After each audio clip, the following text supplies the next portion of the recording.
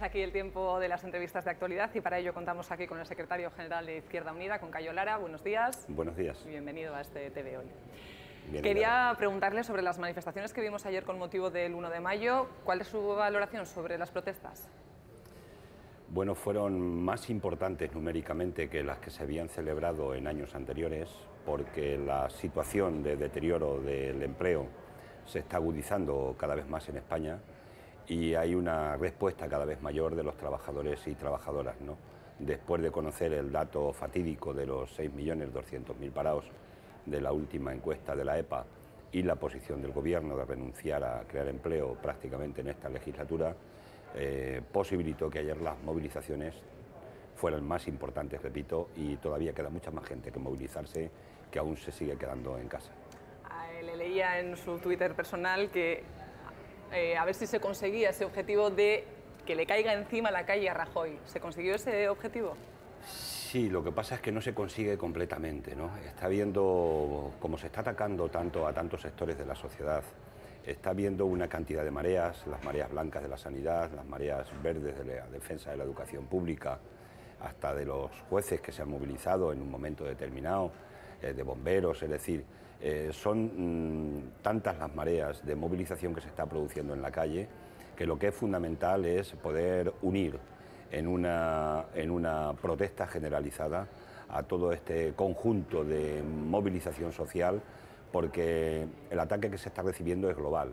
Es un ataque al estado del bienestar, es un ataque a los derechos conquistados a lo largo de muchísimo tiempo, es un ataque a los derechos laborales de los trabajadores y trabajadoras y por tanto creo que hay que seguir insistiendo en trabajar, en forjar la unidad también desde el punto de vista de la presión social para conseguir de alguna manera dos objetivos. Uno, o que el Gobierno cambie radicalmente estas políticas de locura y que además están desintegrando económica y socialmente el país, o que dimita, que es lo que venimos pidiendo desde Izquierda Unida, porque entendemos que ha pasado ya líneas rojas que no se pueden pasar, que estar gobernando en estafa electoral porque está violando sistemáticamente el programa electoral y además están inmersos en un caso de supuesta corrupción muy grave que puede también afectar directamente y afectaría al Partido Popular y consiguientemente al Gobierno. Por tanto, desde nuestro punto de vista, están deslegitimados para gobernar y debería de incrementarse la presión para que, ya que no han tomado, tomen conciencia realmente de que la gente no se va a resignar, que la gente está indignada y que la gente va a continuar por la línea de la presión social y de la manifestación. Usted hacía referencia a esa necesidad de la unión, sin embargo, aquí, por ejemplo, en Euskadi no se ve esa unión sindical y, de hecho, los sindicatos abertzales han llamado a una huelga general para el próximo día 30 de mayo. ¿Cree que el método, el modelo de la huelga general sigue siendo eficaz? Es el último cartucho que tienen siempre las organizaciones sindicales para manifestar una protesta frente a los ataques que se tienen a los derechos laborales de los trabajadores, ¿no? Y ese cartucho se tiene que utilizar siempre muy bien, ¿no? Yo soy partidario de cuando hay huelgas generales y se toma una decisión, tiene que ser siempre una decisión meditada, tiene que ser lo más consensuada posible entre los distintos actores sindicales que hay en una sociedad, porque el poder no ataca sectorialmente, el poder ataca globalmente. La reforma laboral ha hecho daño a la gente, hable en euskera, hable en castellano, hable en catalán, hable en cualquier lengua de las del Estado español. Y cuando las organizaciones sindicales se plantean finalmente una opción de huelga general, tienen que, repito, meditarlo primero, pero desde luego conseguir concitar el máximo consenso, el máximo acuerdo para que realmente pueda ser efectiva desde el punto de vista de conseguir objetivos. Hoy hay un objetivo, o hay varios objetivos importantes, para nosotros al menos hay un objetivo que es acabar con esta reforma laboral que tanto daño y tanto sufrimiento está creando a la clase trabajadora, y otra es también muy importante en este momento, es que no rompan la ultraactividad de los convenios, porque en el mes de junio nos vamos a quedar sin convenio muchos trabajadores de este país y eso es muy importante desde el punto de vista de la correlación de fuerzas que hay entre los trabajadores y las propias empresas. Por tanto, mi opinión es que en el mundo sindical hay que trabajar por la unidad de acción y especialmente cuando se decide una huelga general, que es intentar, repito, utilizar el último cartucho que tiene la clase trabajadora para poderse defender de los ataques de la patronal. Usted hacía referencia a las mareas blancas, a las múltiples manifestaciones que llevamos ya tal vez demasiado tiempo viendo en la calle. Sin embargo, la respuesta del Gobierno sigue siendo seguir con las mismas políticas que están siendo tan criticadas en la calle. ¿Qué opina sobre la posición del Ejecutivo Rajoy? Bueno, yo tengo la sensación de que ya no es una sensación, yo creo que tenemos ya una percepción cierta, ¿no? Y hay gente que puede parecer que lo que voy a decir es hasta demagógico, ¿no? El gobierno no quiere crear empleo. El gobierno ha cogido una hoja de ruta y es aprovechar esta inmensa estafa que se ha producido contra la mayoría social en Europa y contra la mayoría social en España, es aprovecharla para acabar con una cantidad de derechos sociales que habíamos conquistado a lo largo de los años: el derecho a la salud pública, el derecho a la educación pública, el derecho a un estado de bienestar donde se iba avanzando de una manera importante con la ley de dependencia. Es decir, y esto quieren acabar con ellos, porque además quieren convertir derechos en negocios para unos cuantos, ahora que el negocio ya no es el del ladrillo y el de la especulación urbanística. Y en la cabeza del Partido Popular hoy está hacer las políticas seguidistas de lo que está marcando la COE y lo que le está marcando la propia FAES. Y la COE diseñó un plan para intentar competir con Europa, que era reducir los salarios en España entre un 20 o un 30%.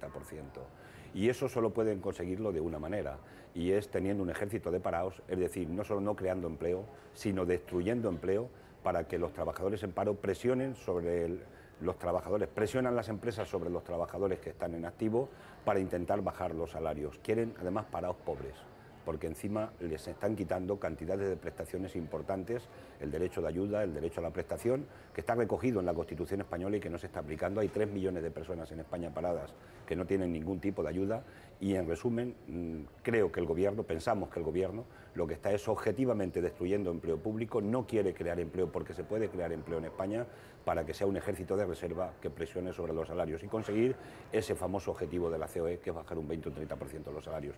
Creo que aquí está la clave de todo ello. Y luego la política de austeridad, de recortes y de ajuste, que por cierto ayer conocimos que va a meter otro palo también a políticas sanitarias y políticas de la dependencia, lo que se está demostrando es que no sirve para nada, solamente crea más recesión y más paro, porque estamos dinamitando la economía, no se está quitando poder adquisitivo a los trabajadores, a la mayoría social, y si no hay poder adquisitivo no se pueden comprar los productos que las empresas venden, las empresas venden menos, por tanto algunas tienen que despedir trabajadores por esa dinámica, y estamos en ese círculo vicioso de alguna manera de deteriorar permanentemente la economía y el empleo.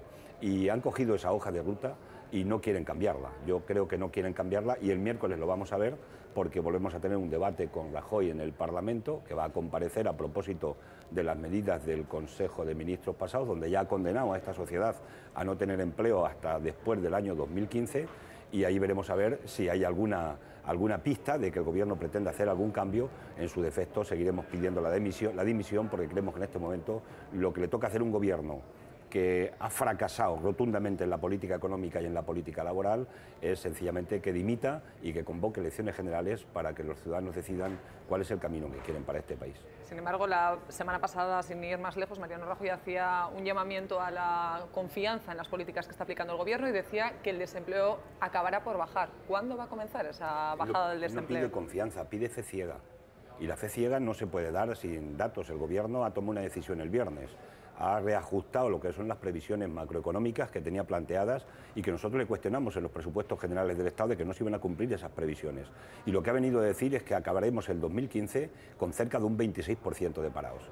Bueno, esto significa que no solo no va a cumplir con la creación de 3,5 millones de puestos de trabajo que se comprometió en la campaña electoral, sino que además llegamos al año 2015, al final de la legislatura, con más de 1 millón de parados más en España. Esto es un fracaso absoluto por parte de la política del Gobierno. Ante eso no puede pedirle paciencia a la sociedad, porque no hay ningún dato científicamente que esté avalando que va a haber una recuperación de la economía, porque todo es un fracaso tras otro, tanto las políticas que emanan de Guindos como las que emanan del ministro de Hacienda, del señor Montoro, o de la propia ministra de Empleo, por tanto las políticas del Gobierno.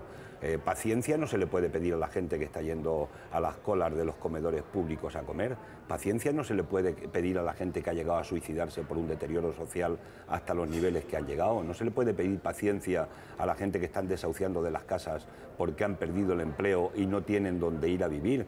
Paciencia en un país con tanto sufrimiento de tanta gente no se le puede pedir. Tal vez le puede pedir paciencia pues a este señor del Banco de Santander que se jubila con 88 millones de euros. Eso sí pueden tener paciencia, pero la gente que está sufriendo no le puede pedir paciencia. Por tanto, están intentando pedir un acto de fe que además no es posible, repito, porque no hay ningún aval en este momento que determine, ningún dato que determine que este Gobierno tiene voluntad política de crecer en la economía y de generar empleo en España. Sin embargo, hoy por hoy lo cierto es que el Partido Popular sigue contando con esa mayoría absoluta que le está permitiendo tumbar cada una de las propuestas que le llega desde la oposición. Les queda poco margen de maniobra. ¿Sienten una cierta frustración ante esta situación?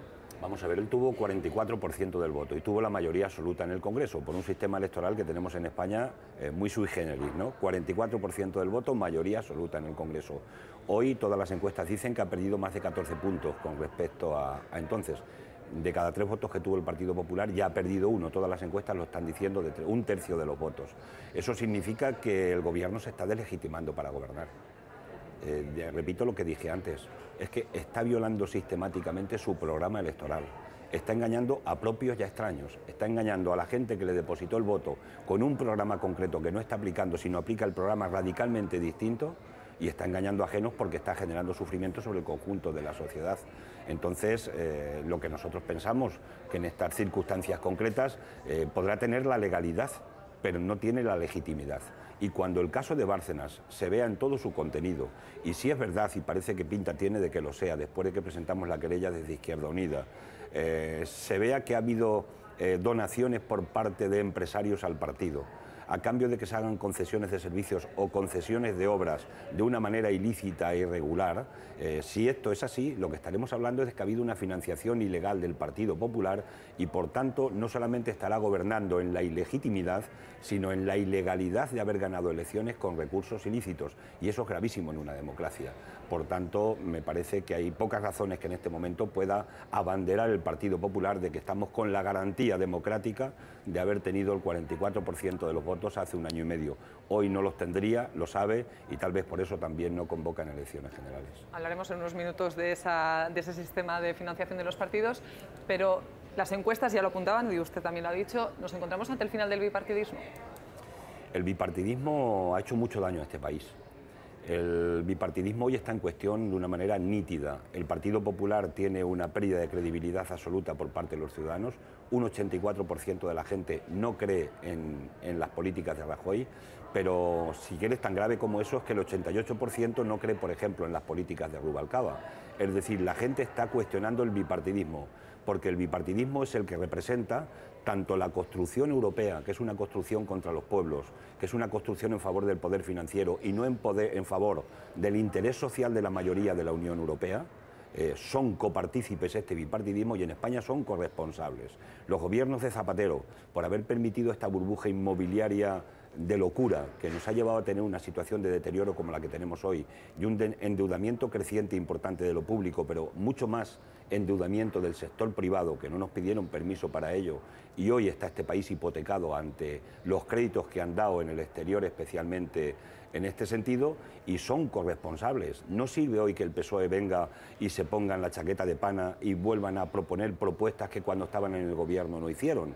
Es decir, eso la gente lo ve, falta de credibilidad absoluta. Por tanto, las encuestas lo dicen con nitidez. La pérdida de confianza está siendo al sistema representado por el Partido Popular y el Partido Socialista. Y esto está en cuestión en este momento por la sociedad. Y yo creo que va a haber un cambio muy importante porque la gente ya se ha cansado. Y la gente ha visto que este modelo nos ha conducido no a que avanzáramos más en el estado de bienestar, que parecía lógico. Es decir, un país que tiene cada vez más riqueza, parece razonable que se pueda vivir mejor el conjunto de los ciudadanos.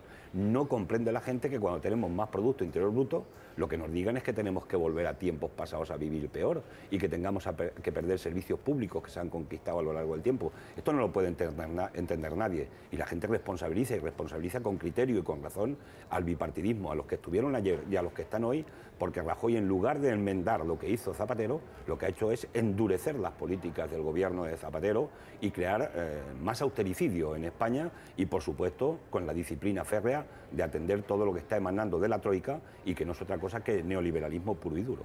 En una situación en la que parece que la clase política y la sociedad están cada vez más alejadas, sí es cierto que Izquierda Unida ha conseguido remontar en una situación de hace años que parecía que iba en caída libre. ¿Cuál ha sido la clave del éxito de Izquierda Unida? Bueno, yo creo que la primera ha sido que hemos puesto paz interna, que eso es importante, ¿no? Podríamos decir que aquí en Euskadi hay un pequeño detalle que no sería tanta paz interna en tanto en cuanto hemos tenido un pequeño problema, ¿no? Pero hay paz interna en el conjunto de la organización, ¿no? Y eso ha permitido que hayamos llegado a una candidatura en la última asamblea del mes de diciembre, que hemos sido una candidatura unitaria. En la anterior fuimos 5 candidaturas, ¿no? Y Eso ha sido importante porque lo que hemos puesto es a la gente no a mirarnos el ombligo dentro de la organización, a ver quién tiene una corriente de pensamiento más roja o menos roja, más crítica o menos crítica, sino nos hemos puesto a diseñar propuestas concretas alternativas. Llevamos presentando propuestas de empleo desde que empezó la crisis. Se las presentamos al gobierno de Zapatero, se las hemos seguido presentando al gobierno de Rajoy, se las vamos a volver a presentar el miércoles, es decir, creo que hemos conectado con la realidad, con la necesidad que tiene la gente, que no es tanto que los partidos estemos en batallas internas, sino que estemos en propuesta concreta. Alguna gente dice que la crisis nos ha ayudado. Bueno, yo maldita sea que nos haya ayudado la crisis en ese sentido. Yo preferiría que este país estuviera trabajando todo el mundo y hubiera un estado de bienestar, aunque nosotros no creciéramos, ¿no?, como deseamos. Si estamos creciendo, repito, no es solo porque hay una situación de deterioro, sino porque estamos en la propuesta alternativa.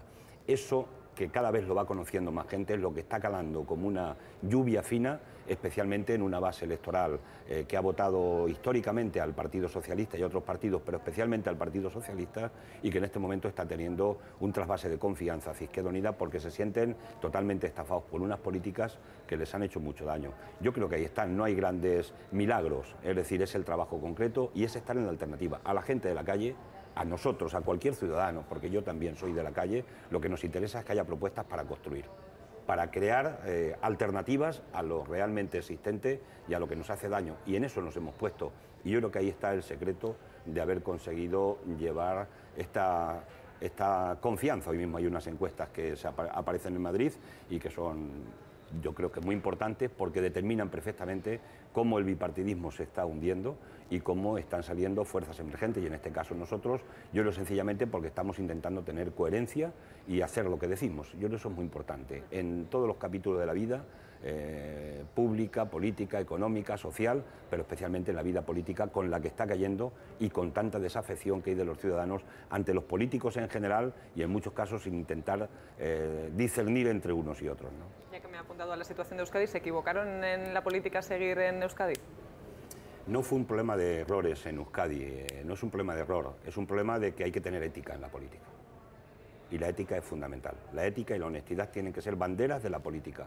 Y aquí en nuestro caso pues hay una serie de compañeros que este tema entendemos que no actuaron de esa forma, lo conoce perfectamente la gente de Euskadi y por tanto yo creo que sin esa bandera no se puede hacer política y mirar a la gente a la cara. Por tanto, la ética y la honestidad tienen que presidir cualquier fuerza política y tal vez es una de las razones por las que en Euskadi no se resolvió la unidad en un momento determinado. Izquierda Unida ha estado muy cerca de los movimientos sociales como el 15M o Rodeemos el Congreso. Hay quien ha criticado o quien les ha criticado tachándoles de oportunistas. ¿Qué les diría? No es verdad, es que nosotros somos calle, es que nosotros somos 15M, es que nosotros somos gente que hemos estado con los desahucios, es que antes de existir el 15M y antes de estar con la PAG haciendo presión en los edificios cuando llegaban los agentes judiciales a echar a la gente de sus casas, a producir el mayor escrache que se ha conocido en la historia de España de los últimos años, que se echara a miles de familias, con niños, con criaturas, con mayores, de sus casas porque habían perdido el empleo y porque no podían pagar el precio especulativo de la vivienda. Bueno, pues algunos hemos estado ahí antes que eso, ¿no? Y damos testimonio en nuestra vida con eso, mucha gente de Izquierda Unida, ¿no? Y por tanto no somos ajenos a ese movimiento, somos movimiento, somos gente que está sufriendo las consecuencias del deterioro social que se está produciendo, no somos marcianos, no formamos parte de esa famosa clase política, de esa élite política que está viviendo en otro mundo y que está pegada a los banqueros, a los especuladores financieros, no. Y por eso no nos ha costado ningún trabajo, no nos han tachado oportunistas. Yo creo que hoy la gente de nuestra fuerza política de Izquierda Unida está plenamente identificada en los movimientos sociales, somos movimiento social. Ayer mismo yo estuve en las manifestaciones de parados en Murcia, no me quedé en Madrid, me fui a las marchas de los parados, de la gente que más está sufriendo en este país, que le quieren robar hasta la dignidad.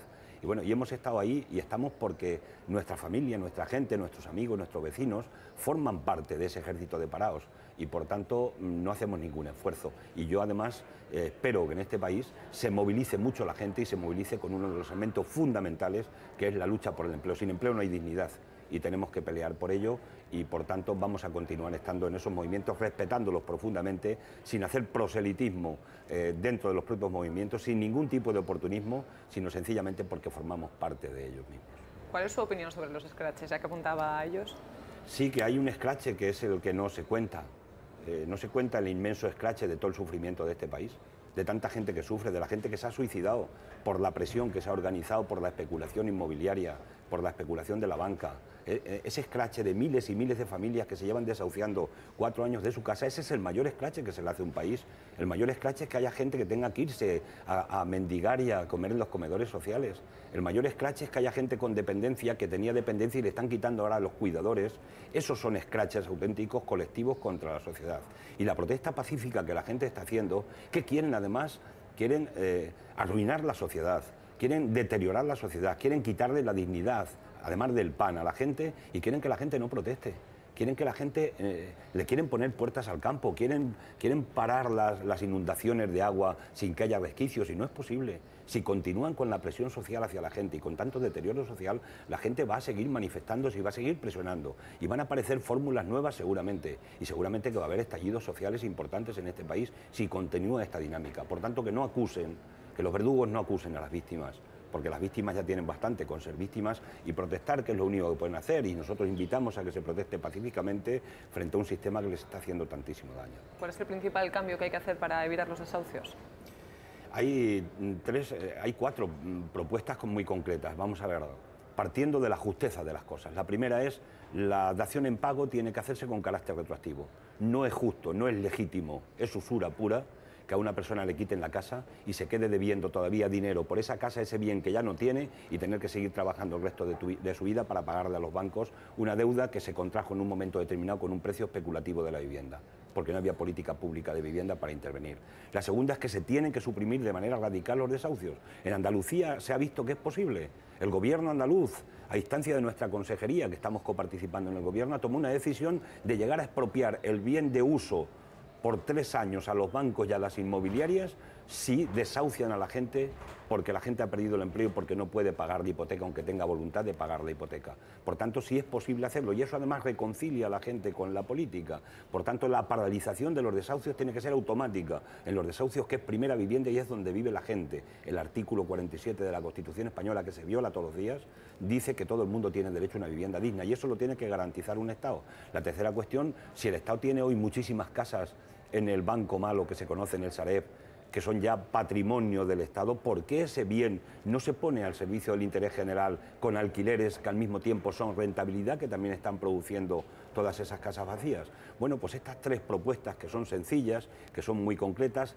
la traslación de una hipoteca a un alquiler social. Si yo no puedo pagar la hipoteca, si el problema de este país es que le han vendido hipotecas y casas a la gente que no podía pagar esas hipotecas porque eran los precios especulativos, y aunque tengan un empleo no van a poder pagar las hipotecas, hay un problema estructural. Por tanto, solo queda un camino, y es convertir el valor de esa hipoteca en un alquiler social, para que la gente pueda pagar un alquiler de una vivienda que, repito, no va a poder pagar el precio especulativo de la hipoteca. Son medidas concretas, son posibles, son realizables, se pueden llevar a la práctica, y no hay demagogia ninguna en esas propuestas. Lo único que hay es que la banca ha puesto una raya roja, y la banca, que es la que manda, la que mandó sobre el gobierno de Zapatero y la que manda sobre el gobierno del Partido Popular, es la que ha diseñado un modelo de que no pueden pasar determinadas rayas en función de los intereses de la banca, que, repito una vez más, luego no tiene ningún tipo de remilgos para darle 88 millones de euros a un señor que se jubila, que es un insulto a la sociedad, es una provocación a una sociedad que sufre que nos encontremos con situaciones de estas características.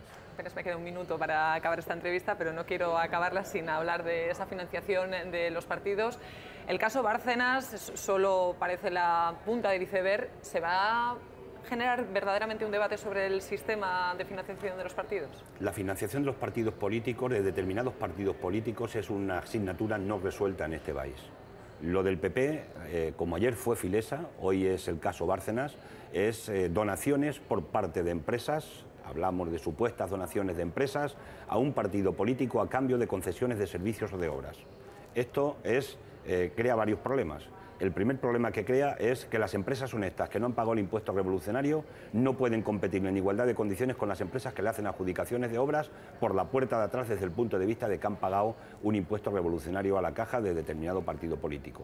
La segunda es que hace daño al erario público, porque eso al final lo termina pagando el conjunto de ciudadanos con los cambalaches que después se hacen a la hora de reformar los proyectos de obra que ayer se adjudicaron. Y finalmente la parte, si queréis, tan grave como la primera, y es que un partido político que se financia ilegalmente compite en campañas electorales de manera ilícita con los demás partidos políticos y gana las elecciones. y decide qué se pone en el boletín oficial del Estado, y esto es gravísimo. Por tanto, si el Partido Popular ha sido verdad, y pinta tiene cada día más de que esto es verdad, ha sido así, el Partido Popular está gobernando en la ilegalidad, desde el punto de vista de haberse financiado ilícitamente por parte de recursos espurios de empresas, repito, que pudieron dar donativos a cambio de concesiones de obras o servicios. Es el caso más gordo de corrupción que yo conozco en la historia de la democracia española. Y si Bárcenas va a la cárcel, y mira que están intentando por todos los medios posibles que no vaya a la cárcel para protegerle, si Bárcenas va a la cárcel, hablará, y si habla, reventará el Partido Popular y con él reventará el Gobierno de España. Señor Cayo Lara, me quedan muchísimas preguntas por hacer, pero ya no tengo tiempo, así que espero que tengamos otra oportunidad para poder volver a seguir hablando. Así que, Cayo Lara, coordinador general de Izquierda Unida, muchísimas gracias por venir a ETV hoy. Gracias a vosotros por invitarnos. Y hasta aquí lo que ha dado de sí esta entrevista. Es ya tiempo para el debate.